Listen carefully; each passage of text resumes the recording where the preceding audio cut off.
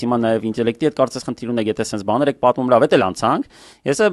sense հումորային անդրադարձ եմ կատարում իմ Facebook-յան էջում, ու ինչ եմ գրում, հա, այդտեղ ինձ ասում է, դաս ասում է, դուք ոչ գիտեք պատերազմն ինչ է, ոչ գիտեք խրամատն ինչ է, արա դուք գիտեք այդ ինչ է։ Արա դեղ գյուղում ֆոտոսեսիաներ էի կանում, մարդը, որ գերագույն գլխավոր հրամանատարը պիտի լիներ, հելավ ասեց, ես ինչ է, ես դե կապ չունեի, ես ինձ խափեցին, գեներալները խափեցին,